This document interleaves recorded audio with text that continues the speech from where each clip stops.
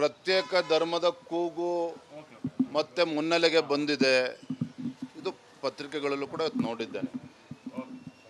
ವೀರಶೈವ ಲಿಂಗಾಯತ ಅಥವಾ ಲಿಂಗಾಯತದ ಪ್ರತ್ಯೇಕ ಧರ್ಮದ ಕೂಗು ಇವತ್ತು ಮುನ್ನೆಲೆಗೆ ಬಂದಿದೆ ಅಂತ ಹೇಳಿದ್ರೆ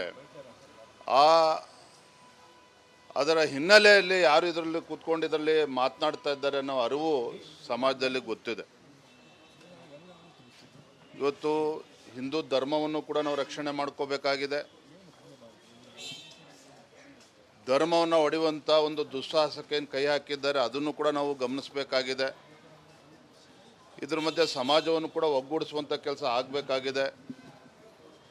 ಆರ್ಥಿಕ, ಸಾಮಾಜಿಕ, ಶೈಕ್ಷಣಿಕವಾಗಿ ಇವತ್ತು ಒಕ್ಕಲಿಗ ಸಮಾಜ ಇರ್ಬೋದು, ವೀರಶೈವ ಲಿಂಗಾಯತ ಸಮಾಜ ಇರ್ಬೋದು, ಮುಖ್ಯವಾಗಿ ಪರಿಷ್ಠ ಜಾತಿ, ಪರಿಷ್ಠ ಪಂಗಡ ಅಂತ ಹಿಂದುಳಿದ ಸಮಾಜಗಳು, ಎಲ್ಲ ಸಮಾಜಗಳಲ್ಲೂ ಕೂಡ ಆರ್ಥಿಕವಾಗಿ, ಸಾಮಾಜಿಕವಾಗಿ, ಶೈಕ್ಷಣಿಕವಾಗಿ ಹಿಂದುಳಿದಿರ್ತಕ್ಕಂಥವ್ರು ಎಲ್ಲ ಕಡೆ ಇದ್ದಾರೆ. ಎಲ್ಲ ಸಮಾಜಕ್ಕೂ ಕೂಡ ನ್ಯಾಯ ಕೊಡುವಂಥ ಕೆಲಸ ಇವತ್ತು ಆಗಬೇಕಾಗಿದೆ. ಆದರೆ ಇವತ್ತು ನಮ್ಗೆ ಅರ್ಥ ಆಗದೆ ಇರುವಂಥದ್ದು, ಯಾಕೆ ಮುಖ್ಯಮಂತ್ರಿಗಳು ಸಿದ್ದರಾಮಯ್ಯನವ್ರಿಗೆ ಇಷ್ಟೊಂದು ಆತುರ? ನಾವು ನೋಡ್ತಾ ಇದ್ದೇವೆ, ಕೆಲವು ಕಡೆ ಜಾತಿ ಜನಗಣತಿಯಲ್ಲಿ ವಿಕಲಚೇತನರು ಕೂಡ ಬಳಸ್ಕೊಳ್ತಾ ಇದ್ದಾರೆ. ಸರಿಯಾದ ರೀತಿಯ ಪ್ರಿಪ್ರೇಷನ್ ಕೂಡ ಇಲ್ಲ. ಇಷ್ಟೊಂದು ಆತುರವಾಗಿ ಮುಖ್ಯಮಂತ್ರಿಗಳೇ 15 ದಿನದಲ್ಲಿ ಮುಗಿಸ್ಬೇಕು, ಈ ಆತುರ ಯಾಕೆ ಇವರು ಸಿದ್ದರಾಮಯ್ಯನವ್ರು ಕಾಡ್ತಾ ಇದೆ? ಇದು ಎಲ್ಲರ ಮುಂದೆ ಎದ್ದಿರ್ತಕ್ಕಂಥ ಒಂದು ಯಕ್ಷ ಪ್ರಶ್ನೆ. ಆದರೆ ಒಂದಂತೂ ಸತ್ಯ,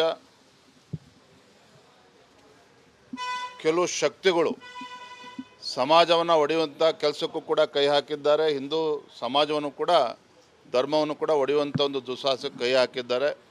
ಹಿಂದೂ ಕೂಡ ಈ ಷಡ್ಯಂತ್ರಗಳು, ಪ್ರಯತ್ನಗಳು ನಡೆದಿತ್ತು. ಅದರಲ್ಲಿ ಯಶಸ್ಸು ಸಿಕ್ಕಿರಲಿಲ್ಲ, ಮುಂದೆನೂ ಕೂಡ ಸಿಗೋದಕ್ಕೆ ಸಾಧ್ಯ ಇಲ್ಲ.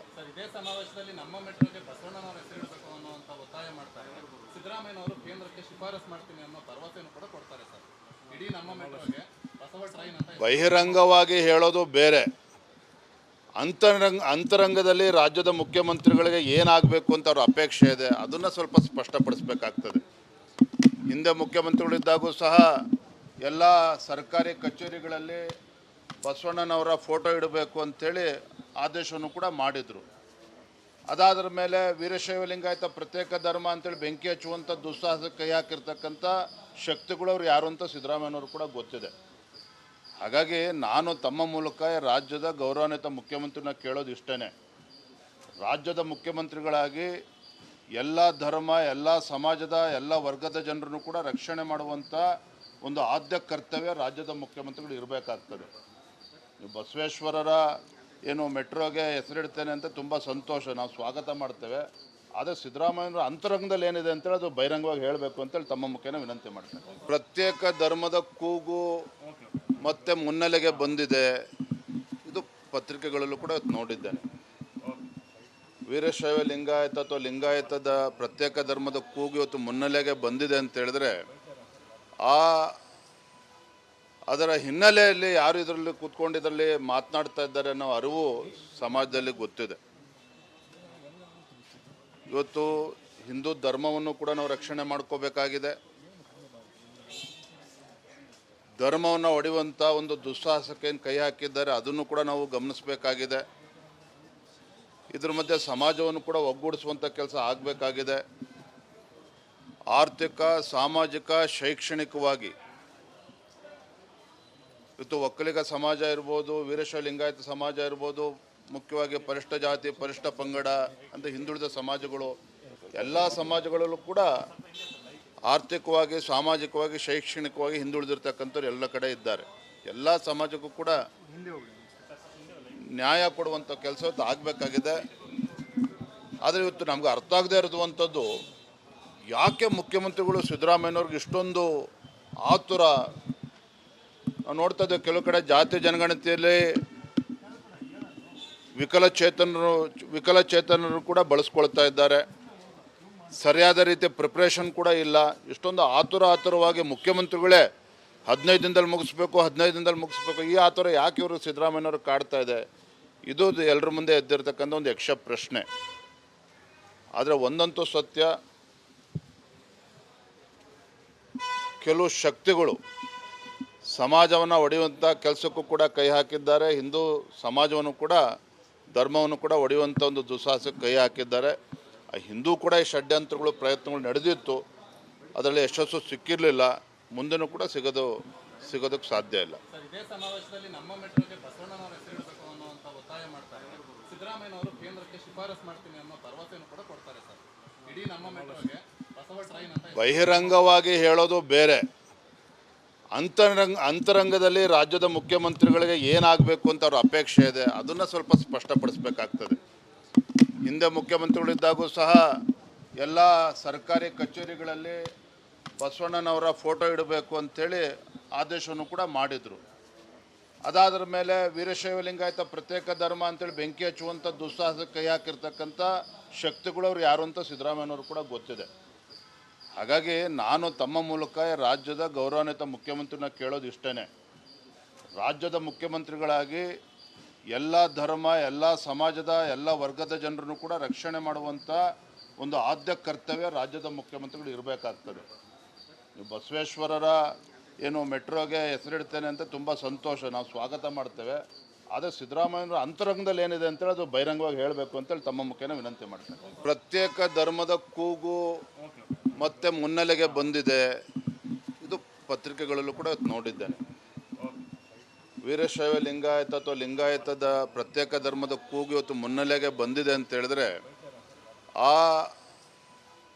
ಅದರ ಹಿನ್ನೆಲೆಯಲ್ಲಿ ಯಾರು ಇದರಲ್ಲಿ ಕೂತ್ಕೊಂಡು ಇದರಲ್ಲಿ ಮಾತನಾಡ್ತಾ ಇದ್ದಾರೆ ಅನ್ನೋ ಅರಿವು ಸಮಾಜದಲ್ಲಿ ಗೊತ್ತಿದೆ. ಇವತ್ತು ಹಿಂದೂ ಧರ್ಮವನ್ನು ಕೂಡ ನಾವು ರಕ್ಷಣೆ ಮಾಡ್ಕೋಬೇಕಾಗಿದೆ. ಧರ್ಮವನ್ನು ಒಡೆಯುವಂಥ ಒಂದು ದುಸ್ಸಾಹಸಕ್ಕೆ ಏನು ಕೈ ಹಾಕಿದ್ದಾರೆ ಅದನ್ನು ಕೂಡ ನಾವು ಗಮನಿಸಬೇಕಾಗಿದೆ. ಇದ್ರ ಮಧ್ಯೆ ಸಮಾಜವನ್ನು ಕೂಡ ಒಗ್ಗೂಡಿಸುವಂಥ ಕೆಲಸ ಆಗಬೇಕಾಗಿದೆ. ಆರ್ಥಿಕ, ಸಾಮಾಜಿಕ, ಶೈಕ್ಷಣಿಕವಾಗಿ ಇವತ್ತು ಒಕ್ಕಲಿಗ ಸಮಾಜ ಇರ್ಬೋದು, ವೀರಶೈವ ಲಿಂಗಾಯತ ಸಮಾಜ ಇರ್ಬೋದು, ಮುಖ್ಯವಾಗಿ ಪರಿಷ್ಠ ಜಾತಿ, ಪರಿಷ್ಠ ಪಂಗಡ ಅಂತ ಹಿಂದುಳಿದ ಸಮಾಜಗಳು, ಎಲ್ಲ ಸಮಾಜಗಳಲ್ಲೂ ಕೂಡ ಆರ್ಥಿಕವಾಗಿ, ಸಾಮಾಜಿಕವಾಗಿ, ಶೈಕ್ಷಣಿಕವಾಗಿ ಹಿಂದುಳಿದಿರ್ತಕ್ಕಂಥವ್ರು ಎಲ್ಲ ಕಡೆ ಇದ್ದಾರೆ. ಎಲ್ಲ ಸಮಾಜಕ್ಕೂ ಕೂಡ ನ್ಯಾಯ ಕೊಡುವಂಥ ಕೆಲಸ ಇವತ್ತು ಆಗಬೇಕಾಗಿದೆ. ಆದರೆ ಇವತ್ತು ನಮ್ಗೆ ಅರ್ಥ ಆಗದೆ ಇರುವಂಥದ್ದು, ಯಾಕೆ ಮುಖ್ಯಮಂತ್ರಿಗಳು ಸಿದ್ದರಾಮಯ್ಯನವ್ರಿಗೆ ಇಷ್ಟೊಂದು ಆತುರ? ನಾವು ನೋಡ್ತಾ ಇದ್ದೇವೆ, ಕೆಲವು ಕಡೆ ಜಾತಿ ಜನಗಣತಿಯಲ್ಲಿ ವಿಕಲಚೇತನರು ಕೂಡ ಬಳಸ್ಕೊಳ್ತಾ ಇದ್ದಾರೆ. ಸರಿಯಾದ ರೀತಿ ಪ್ರಿಪ್ರೇಷನ್ ಕೂಡ ಇಲ್ಲ. ಇಷ್ಟೊಂದು ಆತುರವಾಗಿ ಮುಖ್ಯಮಂತ್ರಿಗಳೇ 15 ದಿನದಲ್ಲಿ ಮುಗಿಸ್ಬೇಕು, ಈ ಆತುರ ಯಾಕೆ ಇವರು ಸಿದ್ದರಾಮಯ್ಯನವರು ಕಾಡ್ತಾ ಇದೆ? ಇದು ಎಲ್ಲರ ಮುಂದೆ ಎದ್ದಿರ್ತಕ್ಕಂಥ ಒಂದು ಯಕ್ಷ ಪ್ರಶ್ನೆ. ಆದರೆ ಒಂದಂತೂ ಸತ್ಯ, ಕೆಲವು ಶಕ್ತಿಗಳು ಸಮಾಜವನ್ನು ಒಡೆಯುವಂಥ ಕೆಲಸಕ್ಕೂ ಕೂಡ ಕೈ ಹಾಕಿದ್ದಾರೆ. ಹಿಂದೂ ಸಮಾಜವನ್ನು ಕೂಡ ಧರ್ಮವನ್ನು ಕೂಡ ಒಡೆಯುವಂಥ ಒಂದು ದುಸ್ಸಾಹಸಕ್ಕೆ ಕೈ ಹಾಕಿದ್ದಾರೆ. ಹಿಂದೂ ಕೂಡ ಈ ಷಡ್ಯಂತ್ರಗಳು ಪ್ರಯತ್ನಗಳು ನಡೆದಿತ್ತು, ಅದರಲ್ಲಿ ಯಶಸ್ಸು ಸಿಕ್ಕಿರಲಿಲ್ಲ, ಮುಂದೆನೂ ಕೂಡ ಸಿಗೋದಕ್ಕೆ ಸಾಧ್ಯ ಇಲ್ಲ. ಸರ್, ಇದೇ ಸಮಾವೇಶದಲ್ಲಿ ನಮ್ಮ ಮೆಟ್ರೋಗೆ ಬಸವಣ್ಣನವರ ಹೆಸರಿಡಬೇಕು ಅನ್ನುವಂಥ ಒತ್ತಾಯ ಮಾಡ್ತಾರೆ. ಸಿದ್ದರಾಮಯ್ಯನವರು ಕೇಂದ್ರಕ್ಕೆ ಶಿಫಾರಸ್ ಮಾಡ್ತೀನಿ ಅನ್ನೋ ಭರವಸೆಯನ್ನು ಕೂಡ ಕೊಡ್ತಾರೆ ಸರ್. ಇಡೀ ನಮ್ಮ ಮೆಟ್ರೋಗೆ ಬಸವ ಟ್ರೈನ್ ಅಂತ ಬಹಿರಂಗವಾಗಿ ಹೇಳೋದು ಬೇರೆ, ಅಂತರಂಗದಲ್ಲಿ ರಾಜ್ಯದ ಮುಖ್ಯಮಂತ್ರಿಗಳಿಗೆ ಏನಾಗಬೇಕು ಅಂತ ಅವ್ರ ಅಪೇಕ್ಷೆ ಇದೆ ಅದನ್ನು ಸ್ವಲ್ಪ ಸ್ಪಷ್ಟಪಡಿಸ್ಬೇಕಾಗ್ತದೆ. ಹಿಂದೆ ಮುಖ್ಯಮಂತ್ರಿಗಳಿದ್ದಾಗೂ ಸಹ ಎಲ್ಲ ಸರ್ಕಾರಿ ಕಚೇರಿಗಳಲ್ಲಿ ಬಸವಣ್ಣನವರ ಫೋಟೋ ಇಡಬೇಕು ಅಂಥೇಳಿ ಆದೇಶವನ್ನು ಕೂಡ ಮಾಡಿದರು. ಅದಾದ್ರ ಮೇಲೆ ವೀರಶೈವ ಲಿಂಗಾಯತ ಪ್ರತ್ಯೇಕ ಧರ್ಮ ಅಂತೇಳಿ ಬೆಂಕಿ ಹಚ್ಚುವಂಥ ದುಸ್ಸಾಹಸಕ್ಕೆ ಕೈ ಹಾಕಿರ್ತಕ್ಕಂಥ ಶಕ್ತಿಗಳು ಅವ್ರು ಯಾರು ಅಂತ ಸಿದ್ದರಾಮಯ್ಯನವರು ಕೂಡ ಗೊತ್ತಿದೆ. ಹಾಗಾಗಿ ನಾನು ತಮ್ಮ ಮೂಲಕ ರಾಜ್ಯದ ಗೌರವಾನ್ವಿತ ಮುಖ್ಯಮಂತ್ರಿನ ಕೇಳೋದು ಇಷ್ಟೇ, ರಾಜ್ಯದ ಮುಖ್ಯಮಂತ್ರಿಗಳಾಗಿ ಎಲ್ಲ ಧರ್ಮ, ಎಲ್ಲ ಸಮಾಜದ, ಎಲ್ಲ ವರ್ಗದ ಜನರನ್ನು ಕೂಡ ರಕ್ಷಣೆ ಮಾಡುವಂಥ ಒಂದು ಆದ್ಯ ಕರ್ತವ್ಯ ರಾಜ್ಯದ ಮುಖ್ಯಮಂತ್ರಿಗಳು ಇರಬೇಕಾಗ್ತದೆ. ಬಸವೇಶ್ವರರ ಏನು ಮೆಟ್ರೋಗೆ ಹೆಸರಿಡ್ತೇನೆ ಅಂತ ತುಂಬ ಸಂತೋಷ, ನಾವು ಸ್ವಾಗತ ಮಾಡ್ತೇವೆ. ಆದರೆ ಸಿದ್ದರಾಮಯ್ಯನವರ ಅಂತರಂಗದಲ್ಲಿ ಏನಿದೆ ಅಂತೇಳಿ ಅದು ಬಹಿರಂಗವಾಗಿ ಹೇಳಬೇಕು ಅಂತೇಳಿ ತಮ್ಮ ಮುಖೇನ ವಿನಂತಿ ಮಾಡ್ತೇನೆ.